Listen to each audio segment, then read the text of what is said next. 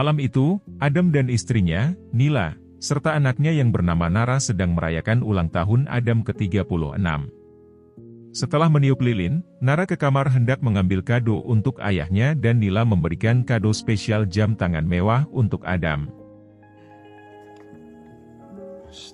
Tak lama kemudian pintu diketuk seseorang. Saat pintu dibuka, nampak ada pria botak bernama Karni, dengan wajah tanpa ekspresi, menanyakan alamat rumah bernama Prio dan Nanda. Di belakang Karni ada dua pria yang mengikutinya.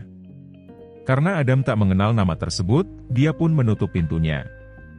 Namun, tiba-tiba Karni mendorong pintu dan masuk kemudian melumpuhkan Adam. Ternyata ketiga pria itu adalah komplotan perampok. Mereka mengambil semua harta milik Adam. Bahkan anak istrinya pun tewas di hadapannya, dengan kondisi yang tidak berdaya.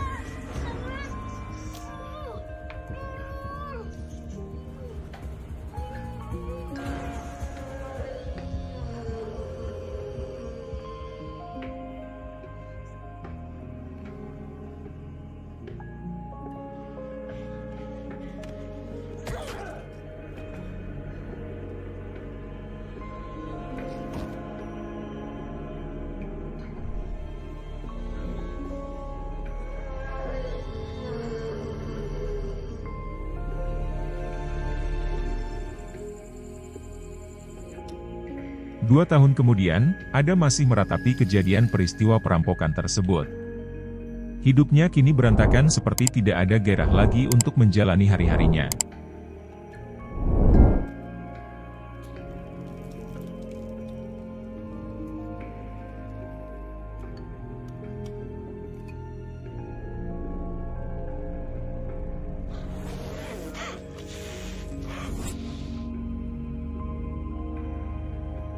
Bahkan di tempat kerjanya, Adam selalu melamun yang membuat produktivitas kerjanya menurun drastis.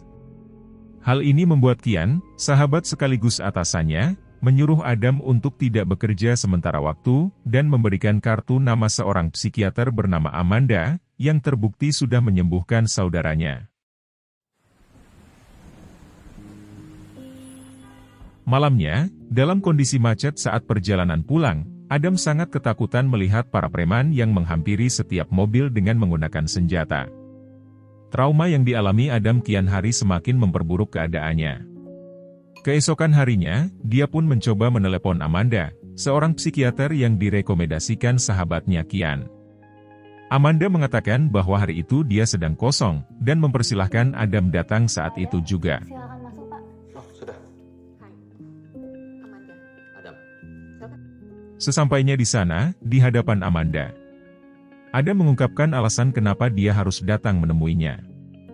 Adam hanya ingin bisa kembali bekerja, setelah Kian mengetahui dirinya sudah menemui Amanda. Namun, Amanda telah mengetahui tentang peristiwa yang menimpa Adam 2 tahun yang lalu melalui Kian.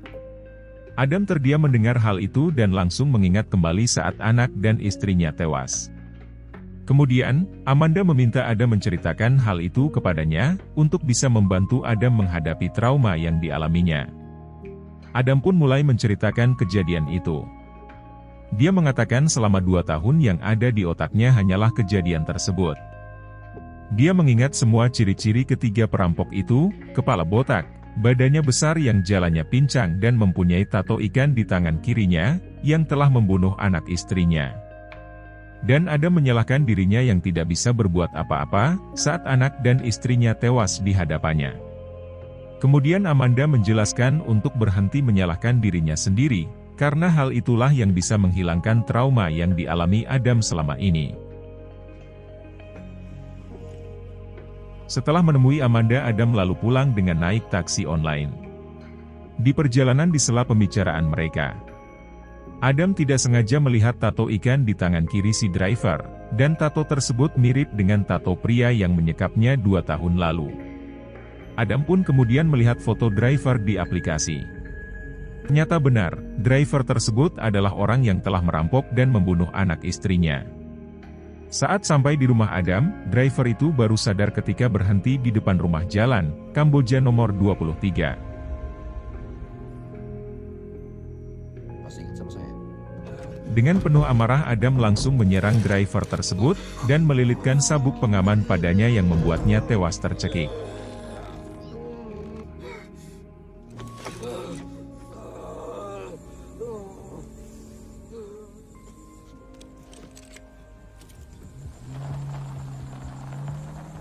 Adam lalu mengambil alih kemudi dan membawa mobil ke tengah perkebunan sepi yang gelap.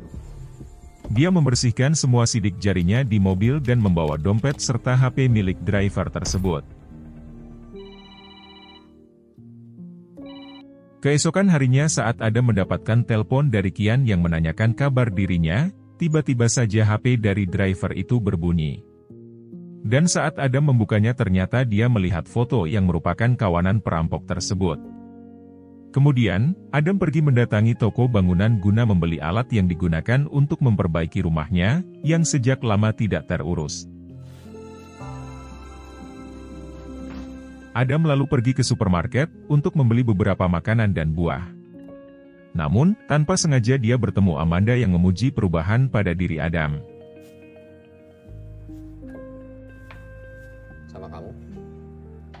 Itu yang kamu mau.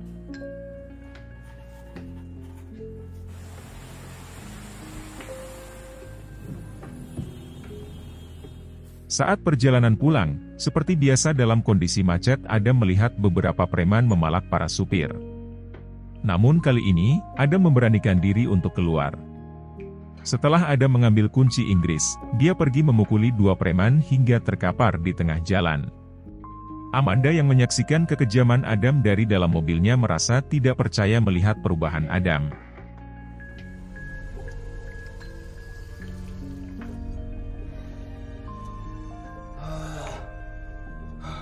Keesokan harinya, Adam mulai mencari keberadaan teman dari si driver. Adam menemukan foto driver itu sedang bersama temannya berada di sebuah bengkel. Adam pun mencari alamat bengkel tersebut. Setelah alamat sudah lengkap, Adam pergi mendatanginya. Sesampainya di sana, dia melihat teman dari driver itu yang keluar dari dalam bengkel dan pergi ke sebuah masjid. Saat berwudu, Adam melihat jam tangan pemberian istrinya dulu yang kini dipakai oleh pria gendut yang diketahui bernama Giat. Seusai sholat jamaah, Giat yang baru pertama kali melihat Adam, kemudian menanyakan apa yang dilakukannya di daerah sana. Karena tidak ingin tujuannya diketahui, Adam pun beralasan ingin menyervis mobilnya, yang diketahui milik Giat. Di bengkel, saat Giat sedang memeriksa mobil, Adam yang berdiri di belakangnya dengan penuh amarah sudah sangat ingin membunuhnya. Namun karena situasi bengkel ramai, Adam pun mengurungkan niatnya. Kemudian Giat memberitahu, jika mobilnya akan membutuhkan 1 jam pengerjaan, lalu Giat mengajak Adam untuk menunggu di dalam kantornya. Saat mereka berdua mengobrol, tiba-tiba saja, Giat menanyakan jika wajah Adam tidak asing baginya. Dia seperti pernah melihat Adam. Hal itu membuat Adam kaget, dia pun langsung menyangkal, jika Adam baru pertama kali datang ke daerah sana. Saat pulang Giat memberitahu Adam, jika mobilnya kembali bermasalah, dia menyuruhnya untuk datang kapan saja, karena bengkelnya buka hingga larut malam.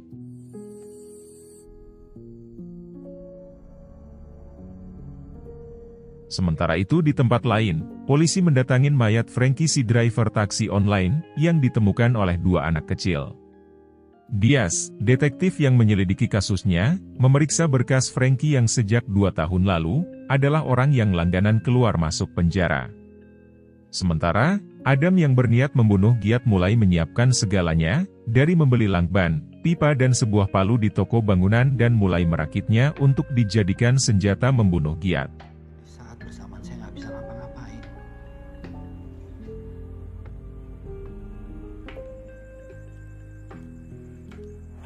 Setelah semua persiapannya selesai, Adam pun mendatangin bengkel Giat yang saat itu sedang sendirian.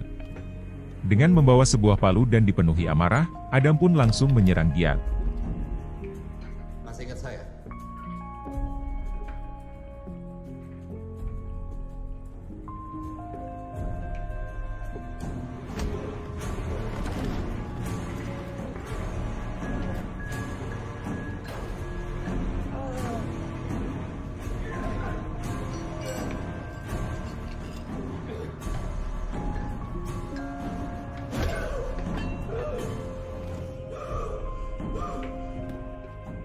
Saat Giat sudah tidak berdaya, Adam menyumpal mulutnya dengan sebuah pipa, yang dihubungkan pada knalpot mobilnya sendiri, dan Giat pun tewas karena keracunan asap.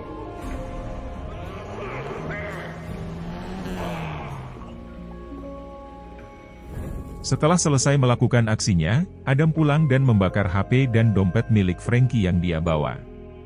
Keesokan harinya, polisi kembali menemukan korban pembunuhan. Dan saat detektif Diaz memeriksa TKP, dia menemukan fakta jika pembunuhan ini dilakukan oleh orang yang sama, saat melihat foto Frankie dan Giat sedang bersama.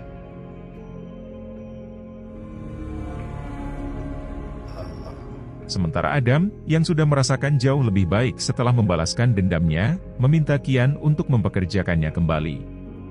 Adam meyakinkan Kian bahwa dia sepenuhnya telah pulih dari trauma yang dialaminya, semangat hidupnya sudah kembali seperti semula. Dan hubungannya dengan Amanda menjadi semakin intens. Mereka berkencan dan berlanjut menginap di rumah Adam. Kerjaan kayak aku gini benar-benar nggak ada waktu buat kehidupan pribadi. Habis sama pasien-pasien kayak aku pasti ya. Kamu yang ngomong ya.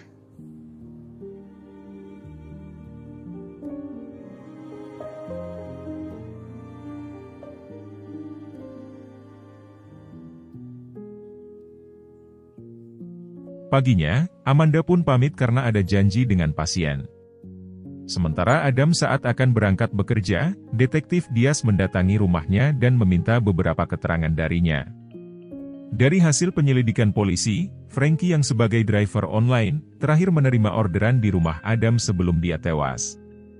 Mendengar hal itu Adam pun mulai panik dan lagi-lagi Adam menyangkal, jika dia tidak mengenal driver tersebut saat detektif Diaz menanyakannya. Namun karena belum ada bukti, detektif Diaz pun pamit.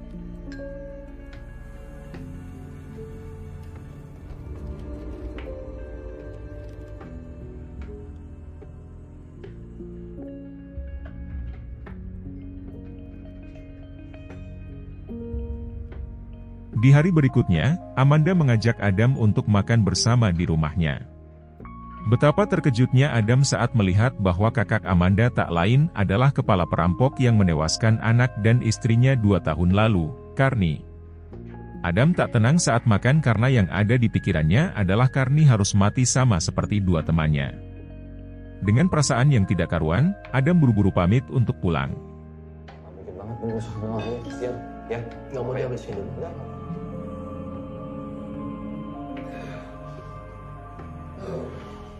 Saya cuma mau tanya-tanya tentang salah satu pasien Anda. Sementara, detektif Diaz mendatangi Amanda untuk mendapatkan informasi tentang Adam di kantornya.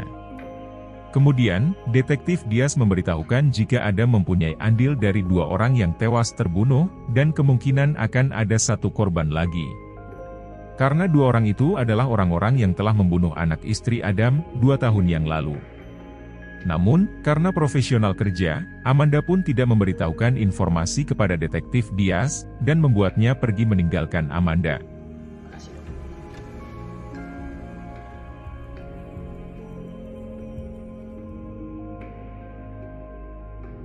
Dari keterangan detektif Diaz, Amanda pun mulai khawatir.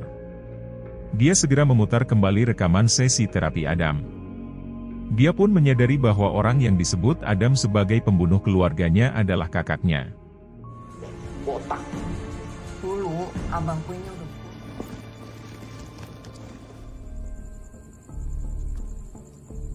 Di tempat lain, Adam nekat mendatangi rumah Amanda. Adam yang sudah sampai di luar rumah, melihat Carney meletakkan pistolnya di sebuah laci. Kemudian Adam pun masuk dan menemuinya.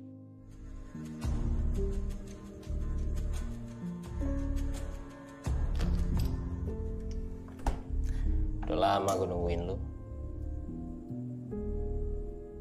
Dan gue kenal. Lalu Carney berkata, bahwa malam itu ia hanya ingin merampok bukan membunuh. Kejadian 2 tahun lalu itu tidaklah disengaja dan kini ia sudah bertobat. Carney pun meminta maaf kepada Adam dan memintanya agar menyudahi semua.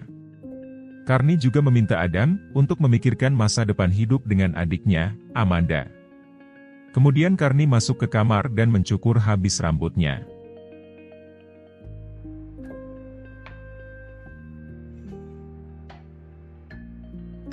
Setelah itu keluar menemui Adam yang telah menunggunya dengan sebuah pistol dan menodongkannya ke Karni.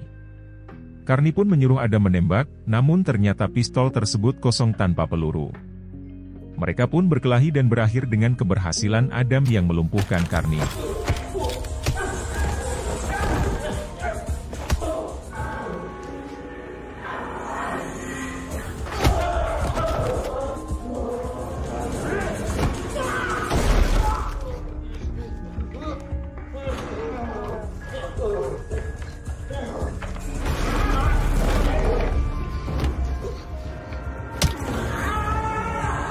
Kemudian, Adam mengikat Karni dengan lakban sama seperti yang dia lakukan 2 tahun lalu.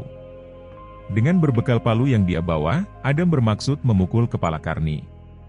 Namun tiba-tiba muncul wanita bersama anaknya yang tak lain adalah istri dan anak Karni. Dengan penuh ketakutan, Karni menyuruh istri dan anaknya lari agar selamat dari tangan Adam. Saat Adam hendak memukul kepala Karni, tiba-tiba Amanda muncul. Dia mengatakan jika sampai Karni tewas di tangannya, sama saja Adam menggali 2 lubang kematian, yaitu buat dirinya sendiri dan buat kakaknya. Saat ini, kakaknya sudah sangat berubah dan juga sudah memiliki keluarga. Adam lalu memukul lantai dengan palu di tangannya sambil menangis. Tak lama kemudian, detektif Diaz dan anak buahnya datang untuk menangkap Adam dan Karni.